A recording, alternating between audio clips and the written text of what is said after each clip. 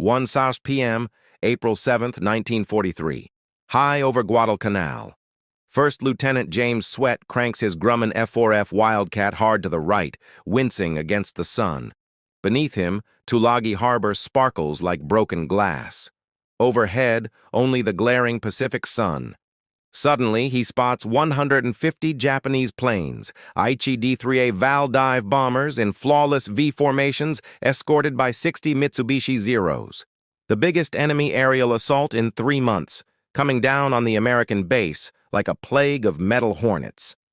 Swett's radio hisses to life. All fighters, scramble, repeat, all fighters.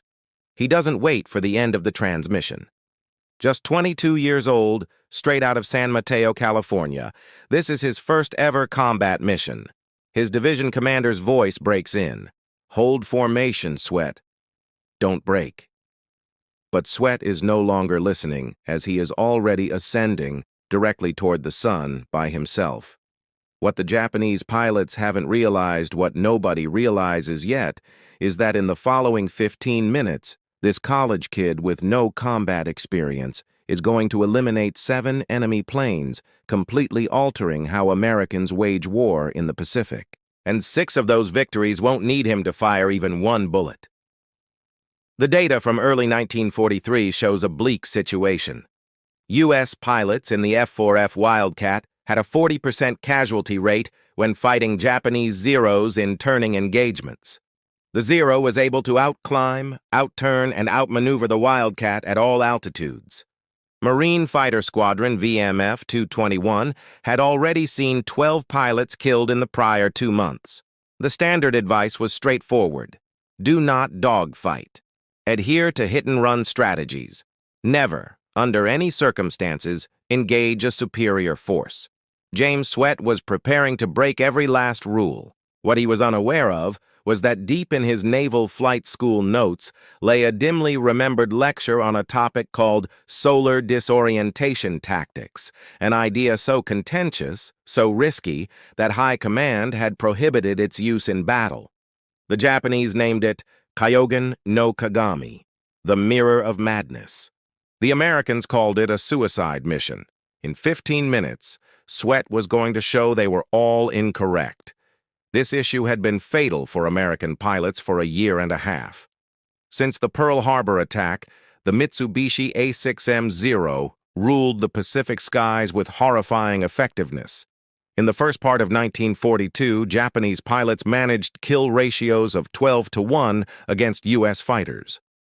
The Zero's famed agility, able to hold a 7G turn at only 230 meters, rendered conventional dogfighting strategies useless. By April 1943, more than 400 American pilots had been downed trying to get into a turning fight with Zeros. The standard F4F Wildcat, though tough, was simply outclassed. It was 50 miles slower in level flight, had half the climb rate, and a 40% wider turning radius. American strategists suggested every possible solution. Install more armor, but that made the aircraft heavier and less nimble. Put in larger guns, but American .50 caliber rounds already struck harder than the Japanese 7.7mm bullets. Overhaul the entire airframe, but that would require years. Marine squadron leaders created the thatch weave, a protective scissors maneuver where 2 planes covered one another. It was effective on occasion, but it was a reactive defensive move. It failed to fix the core issue. American aircraft could not turn with the Zeros. The agreement among Pacific Theater Command was universal. American pilots required superior planes, not superior strategies. Until new fighters like the F-6F Hellcat and F-4U Corsair were available, pilots were to evade direct combat whenever feasible. The situation was incredibly dire. Guadalcanal had already cost 7,100 American casualties. The Solomon Islands campaign was draining the Marine Corps of its resources. Henderson Field, the vital American airfield, was facing continuous shelling. Japanese leaders understood that if they could eliminate American air superiority, they could recapture the island. Operation Igo was Japan's final significant air assault in the Solomons. Admiral Isoroku Yamamoto had personally approved it. Annihilate enemy air power on the ground, reclaim air dominance, and instill terror in the skies. The April 7th attack was the mission's focal point. Japanese intelligence indicated Henderson Field was guarded by just 44 American fighters. Their plan was to swamp the defenders with overwhelming numbers. 67 Val dive bombers, 110 Zero escorts, for a total of 177 aircraft. The Japanese pilots felt assured. They had controlled these skies for more than a year. American pilots, they had observed, stuck to predictable routines. Boom and zoom strikes from high altitude, fast retreats, and no extended fights. They anticipated fear. They anticipated a withdrawal. They were not prepared for James Swett. James Elm Swett should not have been in combat at all. Born in Seattle, Washington on June 15, 1920, Swett was a middle-class young man from San Mateo who had gone to junior college hoping to be an engineer. Not a fighter pilot, and definitely not a warrior. His aviation career started almost randomly. In 1941, seeing newsreels of air combat over Britain, Swett's thought was, "That appears interesting, not heroic, not patriotic, interesting." He signed up for the Naval Aviation Cadet Program in December 1941, just 2 days after Pearl Harbor. It wasn't from anger or a desire for vengeance, but because, as he would later state to reporters, "I figured I'd rather fly than march." His trainers at Corpus Christi Naval Air Station remarked on his adequate performance. Not exceptional, not unnatural, adequate. His gunnery results placed him in the middle third of his group. His aerobatics were capable, but careful. The Marine colonel who pulled him from the Navy did it because VMF 221 just needed pilots, not because Swett demonstrated any particular potential. By March 1943, Swett had accumulated 340 flight hours and 0 combat hours. He got to Henderson Field on Guadalcanal in February 1943, assigned to VMF 221 as a replacement. The squadron's experienced pilots called him the San Mateo College boy, and not in a friendly way. His commanding officer, Major Edmund Overand, put him on patrol duty, safe assignments, reconnaissance flights. "Get your feet wet before you jump in the deep end, Lieutenant." For 6 weeks, Swett flew tedious circles over the island. He experienced combat exactly 0 times. Yet, during those boring patrols, something else was going on.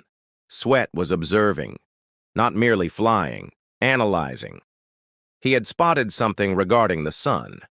At specific times, between 12:30 and 2 p.m., the tropical Pacific sun was positioned at a precise 60-degree angle.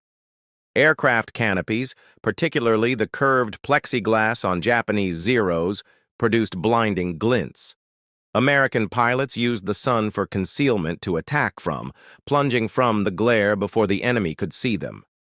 But Swett thought, what if you didn't break away? What if you remained in the sun? He began to experiment on training flights. He would position his Wildcat so the sun bounced off his canopy at sharp angles, then perform abrupt maneuvers at full power. He found that by banking his plane correctly, he could flash reflected sun straight into another pilot's vision, like pointing a mirror. His wingmen believed he was just showing off. His flight instructor reported him for dangerous and unnecessary aerobatics. When Swett detailed his hypothesis to Major Overend, that reflected sun could disorient enemy pilots, make them take evasive action, or perhaps even cause collisions. The Major's reply was instantaneous. "That's illegal under the Geneva Convention, Lieutenant. Optical weapons are forbidden." "Drop it!" Swett dropped the subject. He did not stop practicing the technique. On the morning of April 7, 1943, when the alarm sounded for all fighters to scramble, James Swett had been preparing his whole life for this, though he was unaware of it. Henderson Field lacked secret workshops. It hardly had working latrines. What it did possess was time, long, hot, tedious hours between patrols. Swett spent that time in a different way than other pilots. While veterans played cards and penned letters home, Swett sat in his cockpit at various hours, mapping sun angles. He borrowed a navigation compass and a protractor from the base's weather tent. He drew diagrams on the reverse of aerial maps: incident angles, reflection vectors, ideal bank angles. His squadron mates thought he was crazy. "The college boy's doing geometry homework," one pilot joked, "in a war zone." But Swett was designing a weapon. The F-4F Wildcats canopy used flat plexiglass panels, not the best for reflecting, so Swett improvised. He persuaded a maintenance crew chief to lend him a bent aluminum inspection mirror from the repair shop, 5 inches across and polished to a chrome sheen. He fastened it inside his cockpit with electrical tape, angled it perfectly, and tested it on solo flights. The first test involved another pilot. Flying at 8,000 feet, Swett got into position. His Wildcat's afternoon sun bounced off the mirror and out his open canopy.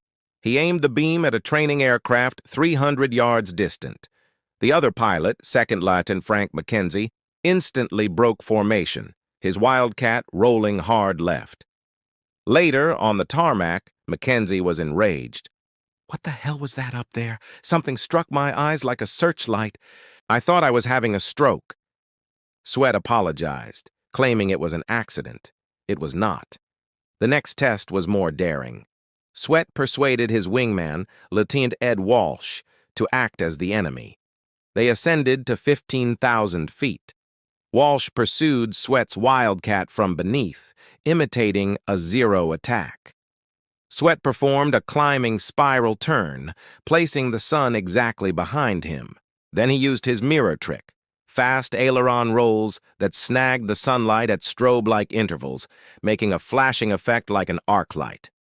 Walsh disengaged at once. Afterwards, he explained it. "I couldn't see a thing, just white flashes. I thought my aircraft was on fire." He also stated, "Don't ever do that again. That's crazy." But Swett had confirmed his hypothesis. Deliberate sunlight reflection could make pilots take emergency evasive action without a single shot fired. When Major Overend was told of the tests, he summoned Swett to his tent. "Lieutenant, I am ordering you. No optical weapons in combat." "You might blind friendly pilots. You might cause mid-air collisions. That isn't fighting." "That's sabotage." Swett snapped a salute. "Yes, sir. Understood, sir." As he exited the tent, Lieutenant Walsh asked him, "You're not actually going to stop, are you?" Swett smiled. "The Major ordered me not to use optical weapons. He didn't say anything about using the sun." 3 days later, radar detected the Operation I-Go strike force approaching. Swett snatched his flight helmet and sprinted for his Wildcat. The makeshift mirror was still taped within his cockpit. The mission briefing took 90 seconds. "Gentlemen," Major Overend yelled, "we have 170-plus enemy aircraft incoming. Vals and zeros. They will be here in 20 minutes. The Navy is launching every fighter we have. Our task is to protect the harbor. Do not, I repeat, do not get into turning dogfights. Boom and zoom."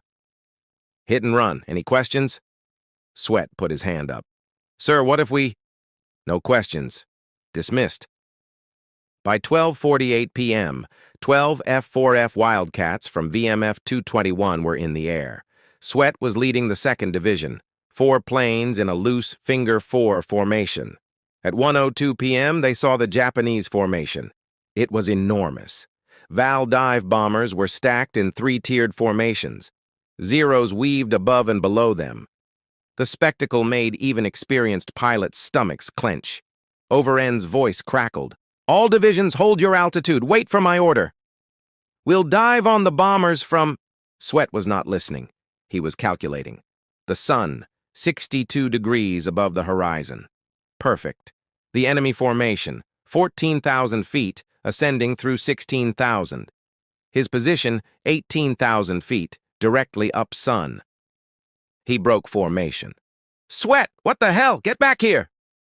Overend's voice erupted over the radio. But Swett was already ascending, full power, engine howling, directly at the sun. He positioned his Wildcat perfectly. The enemy formation was below, the sun was exactly behind him, and the mirror was angled at 45 degrees. Then he rolled. This wasn't a standard tactical roll. It was a violent, spiraling corkscrew that captured the sun like a lighthouse beacon. The polished mirror in his cockpit glinted brightly with every rotation. A strobing blast of focused sunlight aimed straight at the lead Val formation.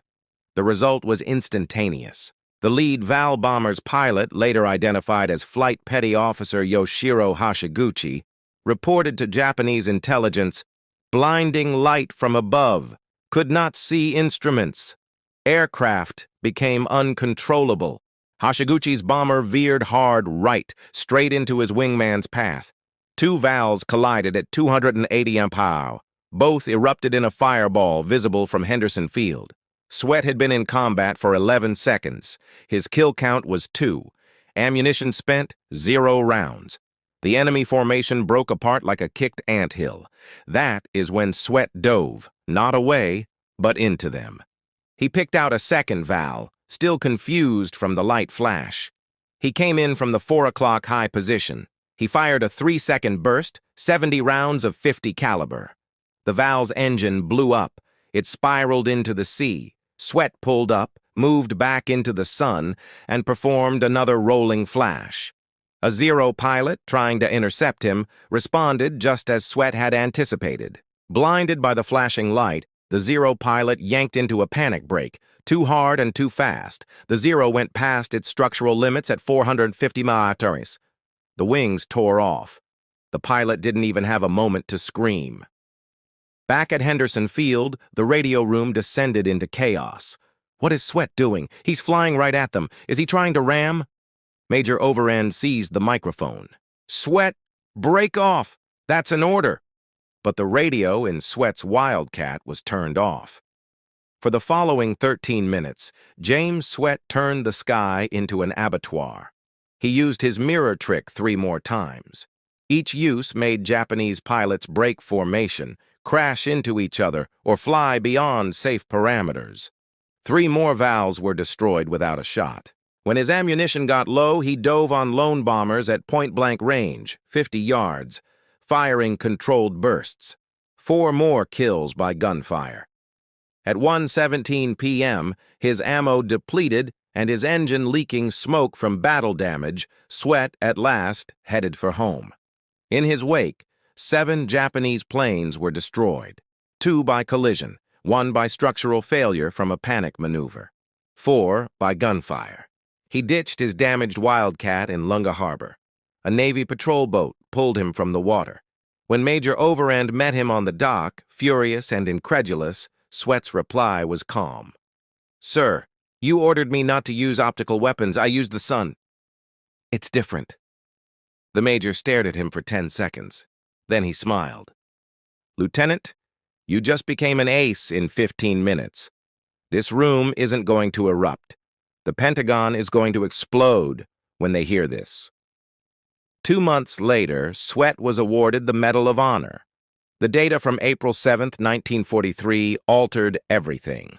American intelligence officers debriefed Swett for 6 straight hours. They spoke with every pilot who had seen his tactics. They examined gun camera footage. It was grainy, hard to see, but undeniable. The figures were astonishing. 7 enemy planes destroyed in 15 minutes. 3 kills obtained via solar disorientation tactics. 0 ammunition. 4 more kills by gunfire. 342 rounds spent. Average ammunition per kill, 49 rounds, compared to the combat average of 332 rounds per kill. But the most important statistic was not about Swett's kills. It was about the Japanese losses. Operation I-Go's April 7th attack included 177 Japanese planes.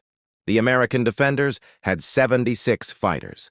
By normal calculations, the attackers should have swamped the defenders. Instead, the Japanese lost 39 aircraft, 21 Vals, 18 Zeros.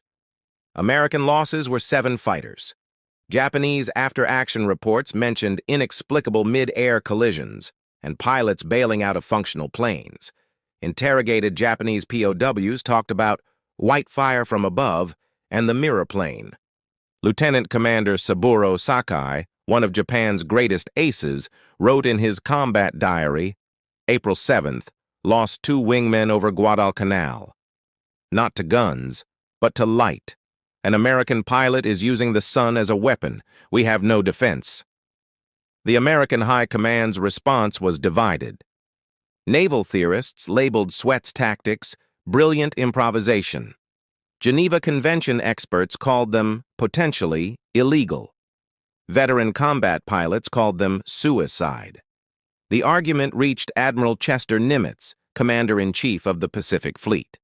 In a classified memo from April 22, 1943, Nimitz wrote, "Lieutenant Swett's actions show tactical innovation of the highest order. However, the use of reflected sunlight to deliberately disorient enemy pilots brings up questions of combat legality and reciprocal escalation. I recommend limited deployment under strict operational guidelines." Translation: useful, but dangerous. The Marine Corps tasked Captain John Smith, the veteran squadron commander who had led VMF 223 during Guadalcanal's worst days, to assess Swett's tactics. Smith was skeptical. "The sun's been used for cover since World War I, he told investigators. "What makes Swett's method different?" Then he observed Swett demonstrate it. May 14, 1943. A training flight. Smith was in a lead Wildcat. Swett was behind him. 2 other pilots were observing. Smith played the enemy, diving, turning, mimicking Zero tactics. Swett climbed into the sun and performed his rolling mirror flash. Smith later explained the sensation. "It wasn't like looking at a bright light. It was like being hit in the face with a spotlight at night." Complete disorientation. "I had vertigo. I genuinely started to black out." He performed an emergency recovery and discovered he'd dropped 2,000 feet of altitude in just 6 seconds. If Zeros had been close, he would have been a sitting duck. Smith's report to Nimitz. Swett's tactics are effective, replicable, and exceptionally dangerous for both sides. I recommend immediate tactical development and deployment restrictions. The restrictions never arrived. Because by July 1943, other Marine pilots had begun to copy Swett. VMF 221 adopted solar assault tactics as its standard operating procedure. Pilots practiced the climbing spiral, the timed roll, and the mirror flash. Maintenance crews began installing reflective strips on cockpit canopies. The outcomes were dramatic. In July 1943, VMF 221 scored 34 aerial victories with 14% fewer rounds fired per kill. In August 1943, the squadron loss rate fell from 40% to 12%. By September 1943, Japanese intelligence was warning its pilots to avoid engaging F-4F aircraft during midday. But the tactic had its limits. It was only effective during specific sun angles, approximately 11 a.m. to 3 p.m. in the South Pacific. It was only effective at high altitude, over 12,000 feet. And it demanded exceptional flying ability. 3 American pilots trying Swett's tactics crashed in training. 2 fatal accidents, 1 career-ending injury. 1 pilot, Second Lieutenant Robert Wade, detailed the risks. "You're flying straight at the enemy, at full throttle, with the sun in your eyes, performing violent rolls. 1 error and you either stall out or tear your wings off. It's insane." Yet pilots kept volunteering because it was effective. The defining combat test occurred on September 16, 1943, during the Bougainville campaign. VMF 221 intercepted a Japanese raid. 48 Vals, 60 Zeros, 8 American Wildcats, using Swett's tactics, engaged the formation. The fight lasted 22 minutes. American pilots destroyed 17 Japanese aircraft, 9 by gunfire, 8 by solar disorientation tactics that caused crashes or collisions. American losses: 1 Wildcat damaged, 0 fatalities. Japanese after-action reports described coordinated light attacks and deliberately induced collisions. One Japanese squadron commander, Captain Masatake Okumiya, wrote, "The Americans have turned the sun into a weapon. Our pilots fear midday combat. Morale is collapsing. By October 1943, Japanese air operations in the Solomons had virtually stopped during peak daylight hours. American pilots named it Swett's Window, the sacred hours when the sun became their deadliest ally. Japanese pilots called it Kuragari no Jikan, the dark hours, even in bright daylight. The final statistics were undeniable. From April to December 1943, American fighters using solar disorientation tactics achieved a kill ratio of 8.7 to 1. In the same period, by the war's end, his official count was 15.5 aerial victories. But that figure doesn't show his true impact because hundreds of American pilots used his tactics. Thousands of Japanese pilots learned to be afraid of the sun.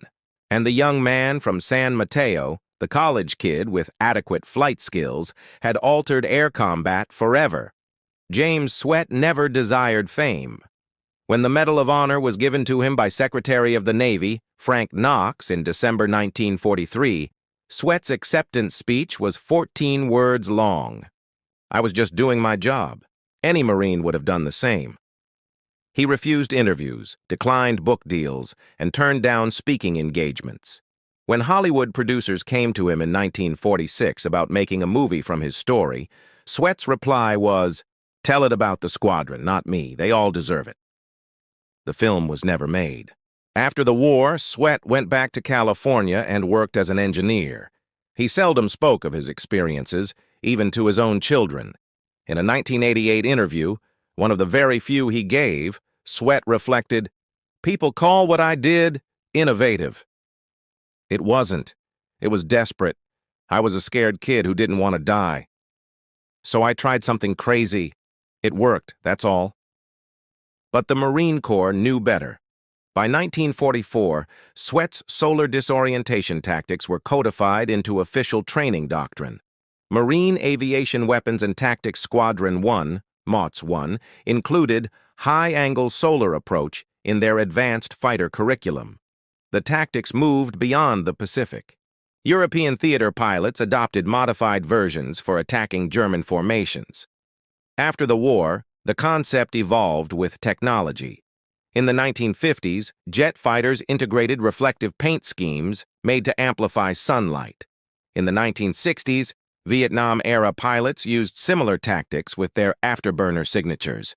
In the 1980s, Top Gun instructors taught solar masking. As an advanced dogfighting technique, modern fighter pilots still learn it. F-16 and F-22 training includes modules on environmental tactical advantages using the sun, clouds, and terrain for disorientation. The official designation, Solar Approach Vector, Swett Method. The production numbers tell the tale. F-4F Wildcats manufactured 7,185 aircraft. Combat missions flown using Swett's tactics, over 4,200 sorties from 1943 to 1945. Enemy aircraft destroyed by solar disorientation methods, an estimated 280 plus. American pilots trained in the technique, over 1,400. James Swett retired as a colonel. He died on January 18, 2009, at age 88 in Redding, California. His funeral was private.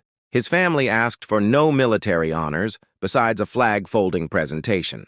But Marine Fighter Attack Squadron 121, the modern-day descendant of VMF 221, sent a delegation anyway. They performed a missing man formation flyover with 4 FA-18 Hornets.